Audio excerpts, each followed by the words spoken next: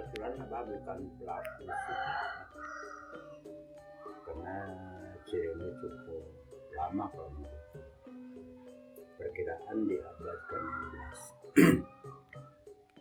Bertenas itu sudah ada yang namanya Kampung Cirende.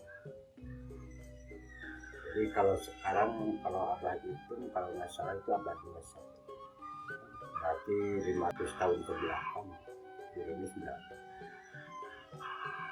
Dan berkaitan dengan adat mungkin dulu, karena sekarang masih banyak yang namanya masyarakat adat, terutama di pedalaman itu masih banyak. Ya, mudah-mudahan tetap bertahan yang namanya masyarakat adat karena ini kan mengisi keindahan negara kita, karena indahnya negara kita dengan ragam budayanya. Jadi tetap menjaga tradisi atau jati diri Jawa Barat lah ya. Karena ini Cirende bagian kecil dari Jawa Barat, jadi menjaga jati diri Jawa Barat itu kan dari mulai bahasa Sunda sehari-hari, aksara Sunda yang masih dipelajari di sini, lalu kesenian Sunda. Karena kalau menurut Abah ini kan emang nggak gampang. Dulunya kan sesepuh itu dari tahun 1918 sudah berhenti makan beras, berarti udah hampir 103 tahun. Seumur Abah aja hampir 60 tahun sekarang nggak pernah makan beras dari lahir. Jadi bukan makan berasnya bukan hanya nasi, jadi yang berbentuk kue dibuat dari beras itu nggak dimakan.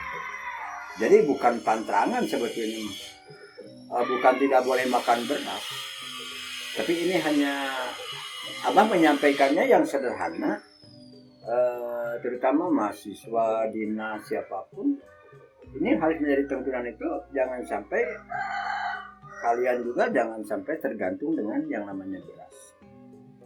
Kalau kalian tergantung dengan makan beras, ya kalian harus melihat alamnya. Alamnya utuh nggak? Alamnya nggak utuh, dikikis oleh bangunan. Di kota, mall, perumahan, dan sebagainya. Itu kan lahan pertanian. Dan kita tarik ke belakang pertumbuhan manusia. Sekarang semakin banyak. Yang lahir itu tiap hari. Walaupun yang meninggal juga ada gitu. Tapi kan kita harus berpikir kalau kita tergantung dengan beras, kalau alamnya habis, kita datang beras dari mana? Kan datang beras itu dari lahan pertanian. Hanya sementara sekarang pemerintah impor beras dari luar negeri karena kekhawatiran orang yang tergantung dengan yang namanya beras, mereka bisa jadi memang kelaparan. Tapi dibuktikan oleh Cirende mungkin 100 tahun itu ya masyarakatnya sejahtera. Karena tidak ketergantungan. Di Cirende ada yang namanya singkong, ada jagung, ada talas, ada ganyo, macam-macam yang namanya hasil bumi. Kan perut kita nggak pernah nolak. Yang nolak apa? Mungkin rasa kasat mata dan mulut itu sebentar nolak. Tapi kalau perut kan nggak pernah nolak, masuk apa saja. Itu kan membantu pemerintah.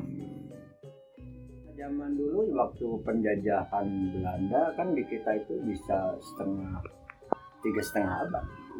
Karena penjajah yang bukan warga negara yang dibunuh. Karena penjajah itu hasil bumi yang ditarik supaya rakyatnya kelaparan, rakyatnya lemah. Jadi alasan yang paling bisa dimengerti mungkin ya kita harus merubah mindset, kita harus merubah pola makan. Jadi jangan coba-coba menolak makanan dengan yang namanya umbi-umbian.